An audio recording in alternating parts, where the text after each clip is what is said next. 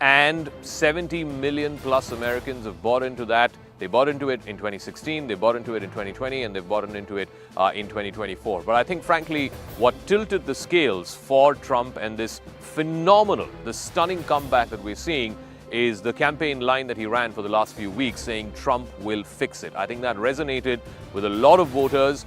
People were upset, they were angry about the economy, about cost of living, cost of groceries, cost of housing had gone up. And then, of course, a lot of Americans were upset about America's role in these two ongoing wars and the fact that the Biden-Harris administration was doing nothing to stop these two wars. Trump simply said, I know the country is broken, I know the world is broken, I'm the man to fix it. Trump will fix it. And I think a lot of Americans have bought into that message, irrespective of whether they are white or African American or Hispanic or Asian American. They have voted as Americans first, and Trump has, and his message of Trump will fix it has resonated with Americans irrespective of racial divides or even gender divides, which was of course talked up by the Democrats in a big way going into Election Day. Let me now bring in our guests. First part, we will try and analyze how this stunning Republican wave, how it was mastered by Trump and his team over the last few weeks and months. And then, of course, we will lay out the agenda forward because I believe, is going to fundamentally restructure the American government, the American bureaucracy in ways that we haven't seen since, God knows, FDR back in the 1930s. Tom Rose is a senior advisor to Mr. Donald Trump. He was also an advisor to the former Vice President Mike Pence. Puneet Ahluwalia, former Republican candidate for Lieutenant Governor in Virginia. Ajay Bhutoria is Deputy National Finance Chair of the Democratic Party. Lisa Curtis, Deputy Assistant Secretary of State, and of course now she is the head of the Indo-Pacific Security Center at the Center for New American Security. Tom Rose, good morning to you from Washington, D.C. Let me start with you. I remember interviewing you a couple of weeks ago, and you said you were very confident that Trump will win. His message was resonating with ordinary voters. What is your first reading of this wave, this red wave? Trump has won all 7, or at least is on the verge of winning all 7 of the battleground states. He's won the popular vote by over 5 percentage points. That is not something that the pollsters saw, or the pundits saw, or even the news media saw. I think it's perhaps the most remarkable political story, certainly in American history. This man survived 2 impeachments, 91 indictments, 34 felony convictions, 2 assassination attempts, a lost presidential election, an FBI raid of his private home, media collusion to destroy or delegitimize him, the opposition in unison calling him the worst conceivable names, comparing him to history's most bloodthirsty, brutal dictators, and he comes out and he wins what could be 315 electoral votes out of the 538 total. I think what it says is that the American people have had enough with the elite institutions and elite voices that continually assume they know what's best for us. And I think the American people rejected that. This was a rainbow victory. President Trump won half of the Latino or Hispanic vote.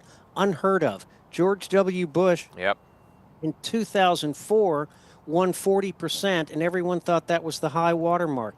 He won almost 30% of black men. This was not a white rage vote. This was a multi-ethnic, multiracial landslide victory for a man who promises to fix America's great problems. You know, I think that's a fascinating insight, Tom Rose. Let me get Lisa Curtis in on this. You were here, Lisa, a couple of days ago. We were speaking about it. You know, I don't think anyone can say that this is the kind of white lash verdict which many said 2016 was. You know, the forgotten America, or the left behinds, was sort of raging against the establishment. This is, I mean, like Tom Rose said, he has won more Hispanic Americans than any other Republican who ran for president. He's won more of the male African American vote than any one who ran for president, at least in the modern era, from the Republican side. And I was looking at this place. It's called Dearborn in Michigan. It has the highest proportion of Arab Americans in America, in any city. You know who won there? Donald Trump. What does that say to the Democrats' politics of appealing and pandering to just race and nothing else? Well, I think it shows that President-elect Trump was able to connect with the voters, voters, from all kinds of backgrounds, minority voters, as you point out. He held steady with the women vote. There was a lot of speculation. You remember just 2 days ago, Zaka, when we were speaking, there was, a lot of people talking about, women were breaking for Kamala. Well, I don't think these things happened in the end. I think he was able to convince voters on his policies on the economy, on immigration. Those were two major issues for voters. And also just that he would be able to fight for their interests, protect their interests. And so people basically just felt that he was going to be the leader who was going to look out for their own interests, look out for the American people. He showed himself to be a fighter. He ran a very hard and persistent campaign. As you mentioned, there were 2 assassination attempts against him. I think it was a remarkable moment when, he had part of his ear shut off. What did he do? He stood up, he pumped his fist. So not everybody is going to respond to an assassination attempt that way. And I think this showed the kind of leader he is, and that he really would fight for the American people. And I think that is what has won him so handily. He has won this handily. People didn't expect that. I myself, I say, I thought it would be a closer race. I thought the polls were more neck and neck. But I think he has shown that he's got a very strong mandate. It's a very clear vote for him and his leadership. And I think in the end of the day, people basically thought he would be the leader to fight harder for their own interest and to protect America and everything it stands for. I think for me what was fascinating was he was able to appeal to Americans, despite or beyond their identities, whether it is by race or by gender. You look at a problem like illegal immigration. You could accuse Trump of simplifying it and making it sound inhumane and so on and so forth. But ultimately, there is a problem, and that problem needs to be fixed. Who does illegal immigration affect the most? It doesn't affect white Americans. It affects legal immigrants into this country. It affects the Hispanics and the African Americans and the Asian Americans disproportionately compared to how it affects white Americans. And he was able to convey this message to those communities that, look, this is not about immigration. This is about violent crime. And these are people who are coming to your neighborhoods, infesting your neighborhoods, making your life difficult.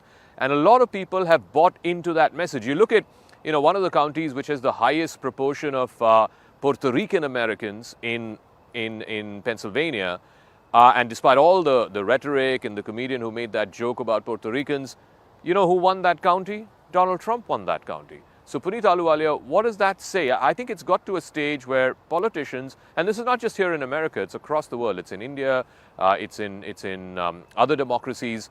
You cannot just be playing identity politics. You have to, at the end of the day, if you are the incumbent, run on your record and show why your record is better than your opponents.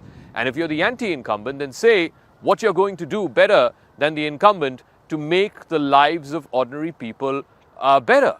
And not just say, oh, you're African American, therefore you have to vote Democrat. How can you dare think of voting for Trump? You're Hispanic. Look at all the stuff that Trump and his supporters are saying about Hispanics. How can you dare vote for Trump? That politics of just pandering to a narrow racial identity is not working. It's not working anymore. Puneet Ahluwalia. Well, victory and vindication is the headline for President Trump and for the Republicans who have stood by him since 2016, or time he started. But more importantly, the message is that the Democratic Party or the liberal leftist media and social elites want to have a view of America according to them. And this is a clear message for them. look at, we as Republicans, we went through a process where we elected President Trump to be the next leader of the Republican Party. And what happened on the Democratic side is she was anointed as soon as they found out that Biden was incapable to lead the country or be the head of the leader of the Democratic Party. And then what she said, she had no message.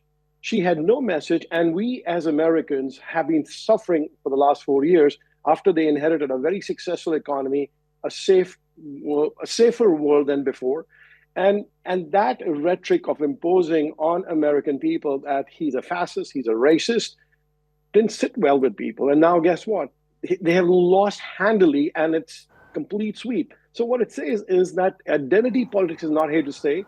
And all Arab Americans, all Hispanic Americans, Asian Americans, what is one thing very common in them? They're all American. They're all impacted and affected by failed policies of the Democratic Party. The wokeism has to stop. The rule of law has to prevail. Weaponizing of the DOJ has to stop. This country has to come together, and we have to lead not just only for the American people, but for the entire world. Look at the bad actors from in Europe. We have Putin, and we have North Korea and Iran. We need to find a way to resolve these issues. And President Trump was so good in this as he started the Abraham Accord. I think we'll find peace there. We'll find a way to get the NATO to be stronger, but the NATO partners have to contribute more. And at the same time, China, that's the biggest, I would say, the gorilla in the room that we need to take on and find a way to neutralize that and do business with them. And I believe President Trump is the right leader at the right time. I'll get to the forward agenda in just 1 second. Sure. I want to get to Ajay Bhattacharya for the Democrats. I think one of the points that Puneet Ahluwalia made, I think the fact that the Democrats took too long to figure out that Joe Biden was not in a position to run again. His mental acuities was simply not there. Kamala Harris just had 107 days to make the case to the American people that she was the alternative. And clearly, not many Americans have bought into that.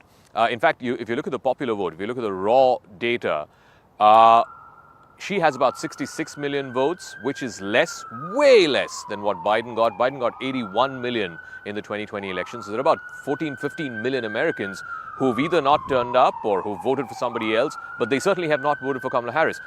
In fact, her popular vote is even less than what Hillary Clinton got. Hillary Clinton got 73 million, I think, in 2016. So it's about 5-6 million short of what Hillary Clinton got 8 years ago. So either the candidate was unpopular, and that point that Puneet made, I think, is absolutely validly taken. And please address that, Mr. Bhattacharya. You cannot impose a candidate on the American people. He or she has to come through the primary process. And unfortunately, in your party, Kamala Harris did not come through that primary process. The last time she went through that primary process, she was eliminated even before, I think, the first primary ever happened. Well, first of all, congratulations to President-elect Trump. And as one of the speakers said, I do admire all his strength going through so much and is still standing strong to fight for American people. And as the Puneet pointed out, or you pointed out, Kamala had 117 days and to bring the case to who she is and what she stands for to the American people. And I think she did a fairly good job in getting her message across. The American people have made it very clear choice that they want Trump to handle the economy, the immigration issues, the wars, and everything, and to make the country more safe. So that's a choice American people have made, and we go with that. Now, the transition from President Biden to Kamala, I do agree that a lot of people within the party and a lot of people, outside, they did not like the way the transition was done. I was knocking doors in the Wayne County in Pennsylvania, and we were talking about the undecided voters to say, hey, you should be voting for Kamala. And one of the folk asked me that you guys are talking about saving democracy, and but you did not elect your candidate democratically. So how are you going to protect democratic? I said, yeah, that's a great question. So that's a question with many voters. That's an absolutely great point. Yeah, many undecided voters had, and I think that played out in favor of Trump. I think that's a fantastic point, and I think that resonated with the undecideds. That's a great point that Mr. Buttigieg has made. Let me go back to Tom Rosen to try and take this forward. What is Trump's agenda going to be? First, domestically, and then I'll ask Lisa about the international agenda.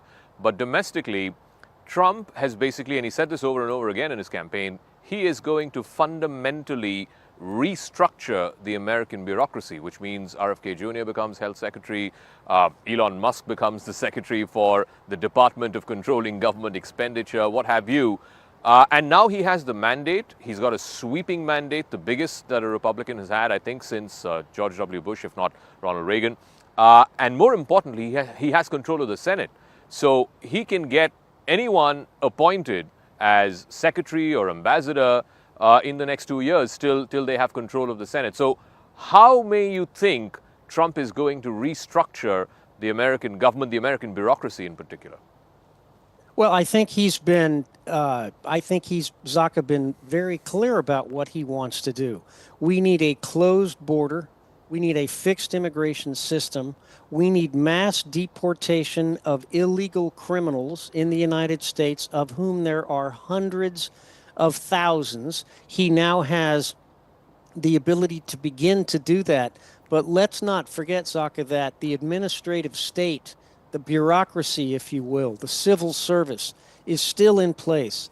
The legal system is still in place. The Democrats, the left, are not going to roll over and die. They'll file lawsuit after lawsuit or injunction after injunction. They'll get their judges to try and stop. And that's the way our democracy works. I'm not necessarily complaining about that. We have a system of checks and balances designed to ensure that not one single branch of government is supreme or has more power than the others. But on the judicial side, we now have 3 members of the Supreme Court who are over 70 years old. 2 of those are conservative. 1 is liberal. We might see some retirements on the court now that we're assured that they can be replaced by conservative judges. So as significant and as important as this election is, our American system of government is designed to slow things down. It's built with sand in the gears, if you will, to ensure that there can't be a dramatic, radical change without popular mandates. Now, Trump has a significant popular mandate. He's been very clear about what he wants to do. His main objectives he'll be able to accomplish, but some of the broader thematic themes, I think we're still going to have to wait and see. All right, let me also go across to CNN reporter Ivan Rodriguez, who's joining us from West Palm Beach, Florida. He's, of course, been keeping an eye out on the Trump campaign. Trump came out and spoke last night to his supporters. Massive, massive win. I know that CNN has still not projected Michigan, Arizona, or Nevada yet, but Trump is leading in all 3 states. And if he were to win all 3, this would be a bigger mandate for him than what he won in 2016. He's effectively going to win all 7 battleground states. How did this come about, Ivan? What's the read in Trump HQ on how this landslide was brought about?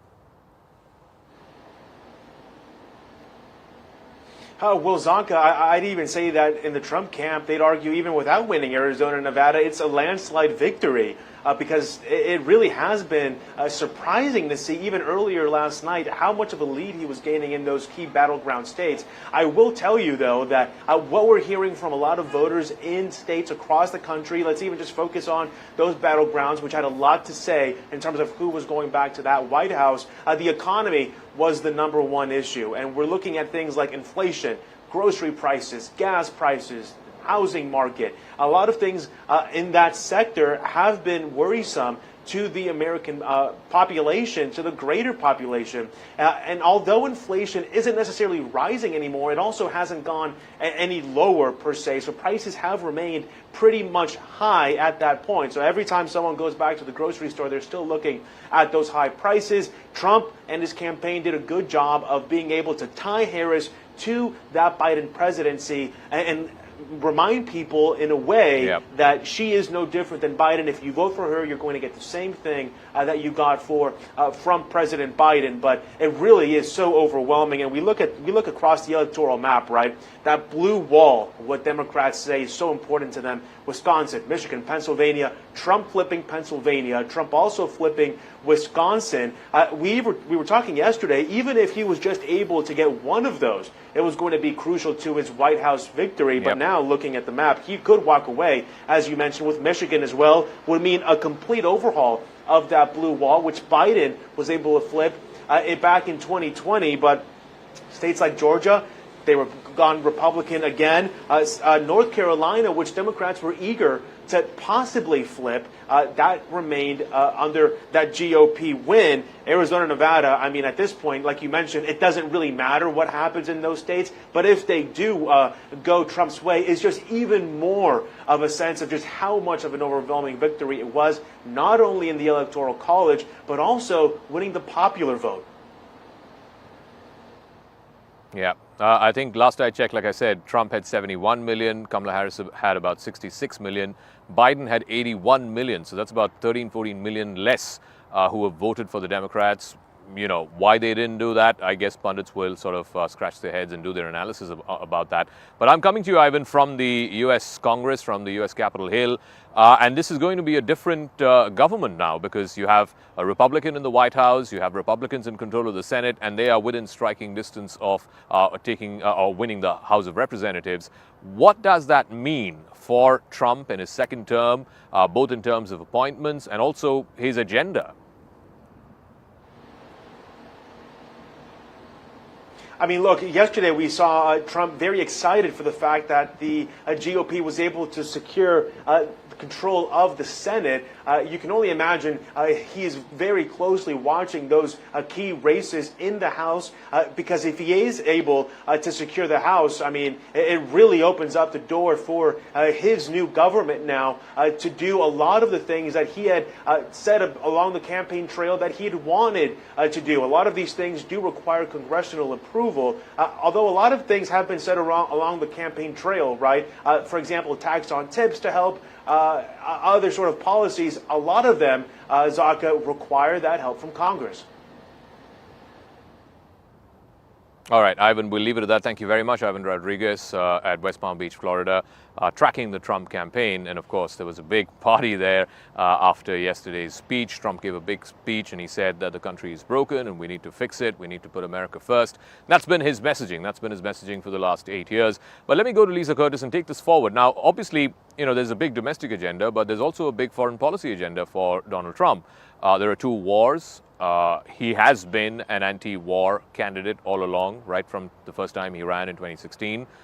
He might respond differently to the two wars. On Russia-Ukraine, he has said publicly he will end it within 24 hours. He will basically tell Zelensky, take it or leave it. What does that mean? And two, also on the Israel-Hamas question. Now that, you know, I just gave you the example of Dearborn, Michigan, where Arab Americans have voted overwhelmingly for Trump. How does he play the Israel-Hamas war? Does he give Netanyahu more of a blank check, or does he tell him, okay, go ahead, finish the job, but also end this war quickly? Well, these are all great questions. I can give just a few thoughts. First, on the Ukraine-Russia war. Certainly, he has said he wants to focus on negotiations, focus on ending the war. But the question is, how do we do that? And how do you do that in a way that you're not empowering Russia to try the same thing a few years later? Of course, Trump doesn't want to look like he's giving in to Putin. The American people certainly would not support that kind of solution. So I think it's going to take time.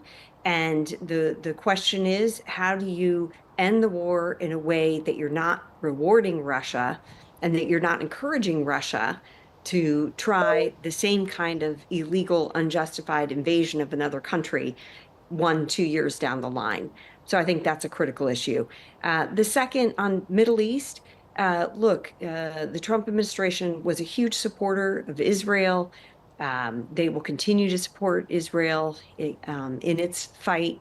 And I think that, we have to look at the fact that Netanyahu also understands that Trump does not like to see conflicts prolong, would not want to see the U.S. get embroiled in conflict. So I think, again, I think Trump will be able to help the situation and perhaps get to a position where there could be some kind of ceasefire or winding down of this conflict as well. And then lastly, let me just say a few words about China. Trump had really set the policy toward China during his first term. He had been very clear about restricting certain technologies to China. He had put in export controls. He had taken a very firm position on China's aggressive behavior toward other countries, India being one of them, of course, into the 2020 Gawan crisis. So I would expect that he would continue with this strategy, working with allies and partners in order to meet the China challenge and more effectively compete. This is the name of the game now. The U.S. is in competition with China. All right, Lisa, Tom Rose, and Puneet, thank you very much for joining us. I want to shift focus to the second part of our program, and that is on the US-India bilateral relationship. And somebody who's seen that from very close quarters is Mr. Syed Akbaruddin, former Secretary to the Ministry of External Affairs, former spokesperson of the Ministry of External Affairs. Good morning to you from Washington, D.C., Mr. Akbaruddin. I'm coming to you live from outside the US Congress. It is a new dawn in America. It's a Republican wave. Trump is back in the White House. What does it mean for the India-US bilateral? Of course, I want to start off with the whole trade question because Trump, at least on the campaign, has said that he's going to impose a 20% straight-up tariff on all imports into the United States, and that includes imports from India. What may that mean? So, Zakka, first of all, changes in U.S. administration are not new to the Indian establishment. We've navigated these changes successfully previously. Now, on your specific issue of trade and tariff, yes, these are challenges that globally everybody has to navigate. And it's not that we haven't navigated trade-related challenges with the US before. For example, in the last Trump administration, he withdrew the GSP benefits for India. Yes, he's transactional, but then big countries know how to work with each other, and a give and take relationship is what Trump understands. And countries like India and the Indian diplomatic establishment know how to engage in this dialogue. And I don't see this as a major threat. Of course, he intends to promote his interests on a basis which is not only antithetical to India alone. It is the intention that he wants to impose these sort of restrictions of 10 to 20% across the globe, with some exceptions where their interests don't coincide, like in China. In terms of India, US and India interests coincide. So there will be such pinpricks, but I don't see a divergence in the big interest between the two countries. I do want to ask you about the China question because the feeling with the Biden-Harris administration, at least in South Bloc, was that they are distracted by what's going on in West Asia, the war there, the Russia-Ukraine war there. They were not as much focused on China, whereas with Trump, and he said this publicly so many times, both when he was president and also on the campaign, he's going to be squarely focused on what is the long-term challenge for the United States, which is the rise of China. Do you think that would be good for India? Because India also has its own set of challenges with China. So, yes, to the credit of the first Trump administration, they pivoted in a manner which no other administration had done in addressing their long-term challenges from China. Now, India and US interests converge in this area for a variety of reasons, which are pretty obvious. And therefore, a convergence of interests helps in both the countries in working together. And yes, as you said, if other issues or the other two wars, the two major wars which are going on elsewhere in the world are addressed, the focus will turn to issues relating to the common challenges faced by both India and China and other countries, both India and the US and other countries from a variety of strategic impulses from China. Having said that, there is one other thing I think right. we also need to be Mhm. cognizant of, and that is the Republican administration is less focused on values than on interests. And that's a good sign because interests are Yep. easy to focus on. Values will always differ from perspectives which are different in both societies. Yeah, I think that's a great point, especially on this whole business about Khalistan and all these separatist elements. I think Trump won't be as uptight, if I can use that word, as the Democrat administration has been. But thank you very much, Mr. Akbaruddin, for joining us. I'm in fact going to go across to one of your counterparts on the other side. Ambassador Atul Kashyap is the president of the US-India Business Council. Ambassador Kashyap, I'm coming to you live from outside the US Congress, outside the Capitol Hill. It's a new morning in America. It's a red wave. Trump is back in the White House as president. The Republicans are in control of the Senate and will likely take the House as well. What's your read? What's your read of what went on last night? Because nobody was predicting this kind of a landslide. I mean, the polls were saying that it was going to be extremely close. It boils down to the battlegrounds. I think he's winning all 7 battlegrounds. What exactly happened? What's your analysis? Well, President Trump clearly ran on a campaign plank of keeping America strong and trying to address all of the wars and instability and ensuring the well-being of the American people. So he clearly enjoyed a groundswell of support. I think the great victory last night was not only President Trump's, but of American democracy. Look at the American people queuing up and patiently voting in a free and fair election, showing once again our passionate devotion to democracy. It's good for us. It's good for all free people around the world. So let's see what comes of it.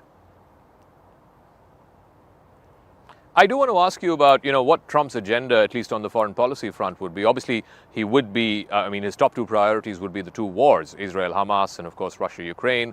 On Russia-Ukraine, he has said publicly on the campaign that he's going to end it in day 1. He's going to end it in 24 hours. He's basically going to tell Zelensky, take it or leave it, and he's going to shut off the aid. His vice president, now vice president-elect, J.D. Vance, has said in as many words in the Senate floor and otherwise that Ukraine should not be given American aid. You reckon that is likely how Trump is going to play the Russia-Ukraine war? Zaka, I want to talk to you about U.S.-India relations. I think that Trump, who wrote The Art of the Deal, clearly is invested in making deals. And I think that U.S. and India actually have an enormous opportunity to be ambitious. So whatever happens in Russia, Ukraine, let's focus on Delhi and Washington. Let's focus on taking the U.S.-India strategic, economic, and technological convergence to the next level. That's the critical work of the 2 great democracies of this planet. The reason I asked you that is because it has a knock-on effect. I mean, I know one sore point between the Biden-Harris administration and New Delhi was on India's import of Russian oil. But be that as it may, let's talk about what Trump's economic agenda is and what his plan is. He's basically saying anywhere between 10 to 20% tariffs on all imports into the United States. And that will surely affect Indian imports into the United States as well, won't it? Well, look, this is where President Trump has been very clear about the need for fair and balanced trade. There have been structural imbalances in America's trade with many countries around the world. Since the pandemic, we've also had rising concerns about supply chain vulnerability. This is where, again, if Delhi and Washington play it well, and if Delhi understands the sensitivities of the American people as telegraphed through this election, then I think there's an opportunity for both India and America to be entrepreneurial. Recall that in the last days of the Trump administration in Trump 1, there was a very intense effort to try to forge a meaningful trade deal.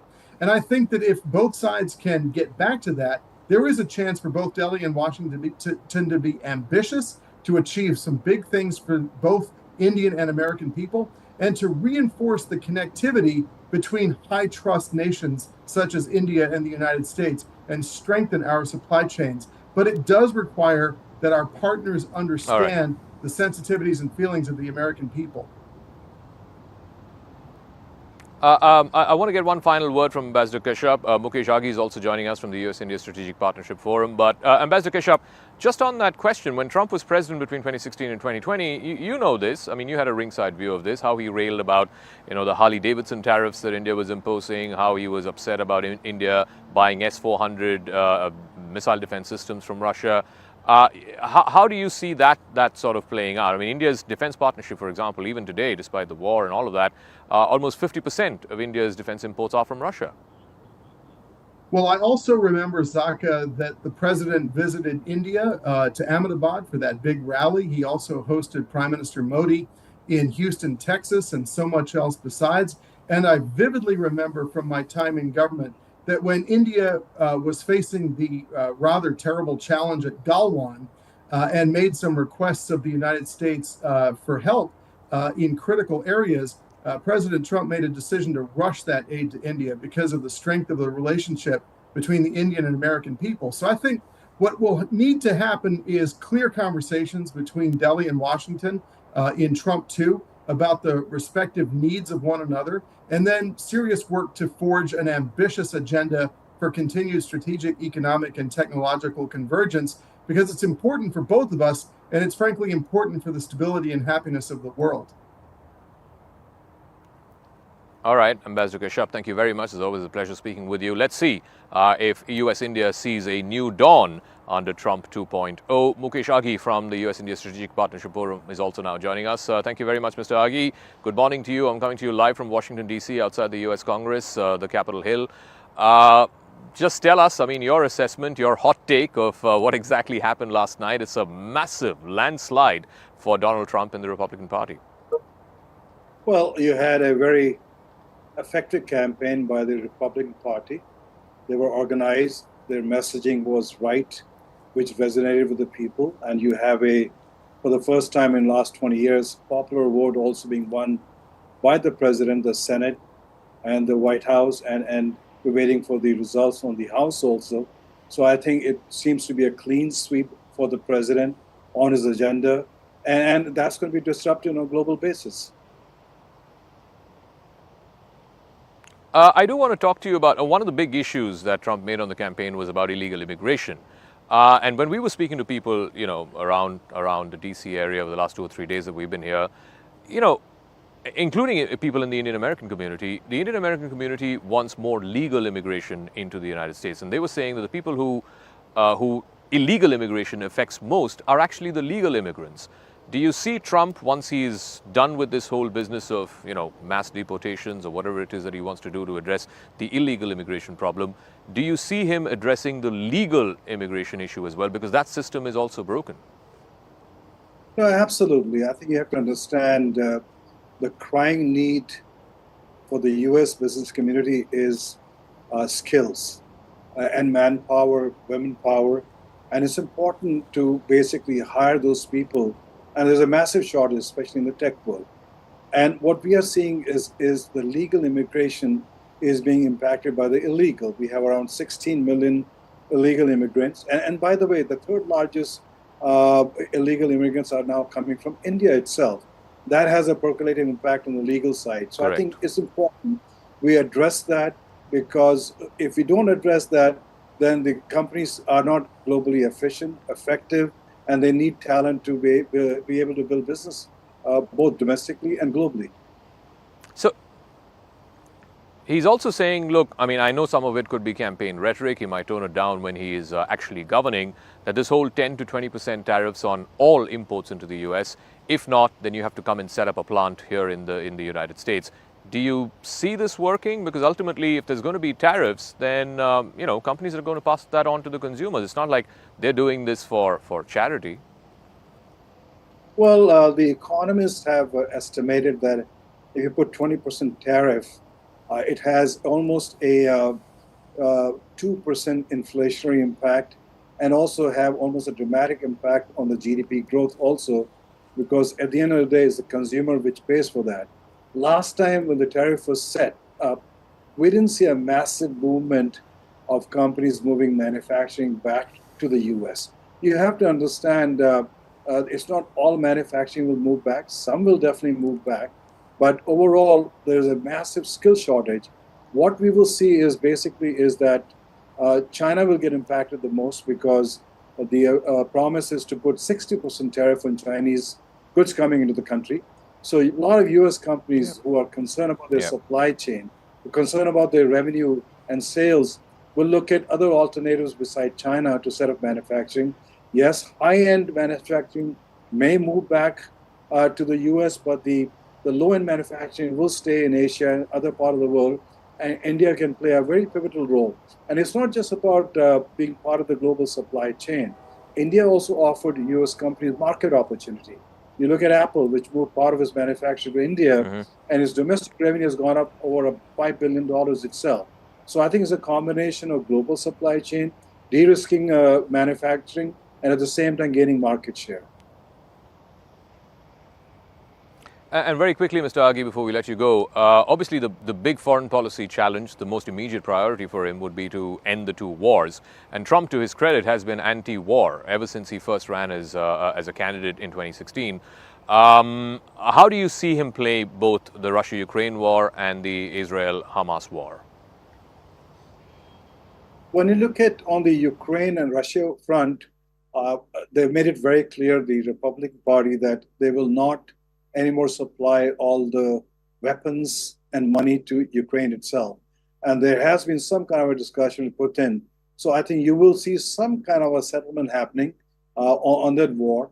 In the case of Middle East, I believe they will give a more free hand to Netanyahu to go basically deal with the proxies, which is the Hezbollah's, Houthis, and Hamas itself. But more important is the stress point with China. I think it's important to understand that both Republican and Democrats see China as a critical adversary, both from a military side, economic side, and technology side. And that's where India becomes critical in the strategy of leveraging India to deal with counter China itself.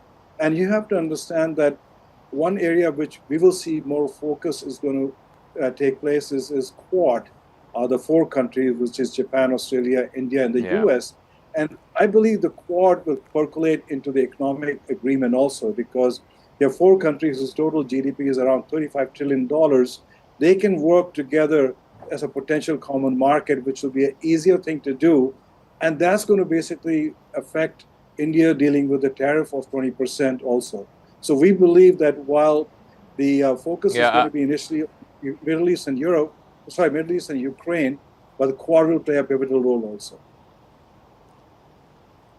I think that's a great point, because when Trump was president between 16 and 20, he was the one who gave so much impetus to move Quad into a head of government sort of setting. Eventually, of course, the first head of state Quad meeting happened when Biden became president. But he did really push the Quad. So I think that's a great point made. Thank you very much, Mukesh Aghi, for joining us from the US-India Strategic Partnership Forum. It is a big moment in America's political journey, no doubt about it. Donald Trump has managed to do something that no American president has done in over 100 years. Grover Cleveland back in 1918, after he won a term, then lost re-election, came back after 4 years, and then won a second term. So for Trump, this is a bit of redemption, if you will.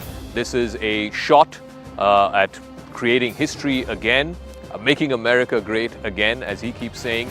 And I think the most important thing is Trump realizes that there is a broken system, whether it's on immigration, whether it's on economy, and he has made a promise to the American voters that he will fix it. So the next 4 years, we will wait and see whether or not he's able to live up to those high promises. We'll take a quick break. When we come back on the other side, I've done a quick walkthrough into what exactly happened, why the Democrats got this election so wrong. They were going into this election with a one straight narrow path strategy, which was to win the blue wall states, and then everything else will take care of it.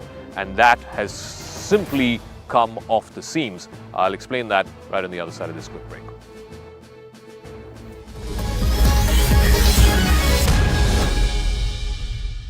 It's the morning after Election Day and Election Night in America. We're coming to you live from the U.S. Capitol Hill, where the U.S. Congress will now be shaded completely in red. A Republican is going to be the next president of the White House. The Republicans have taken control of the US Senate, and they are within striking distance of taking control of the House of Representatives, which means once that happens, the Republicans will have control of all three branches of government here in the United States, and that is a huge thing. The last time that happened was in 2016 when Trump won all three branches of government. He pipped Hillary Clinton. But like I said a moment ago, today's victory is bigger than what Trump achieved back in 2016. It is bigger, even in terms of electoral college votes, bigger than what Biden achieved 4 years ago. So how did this come about? We will get into the nitty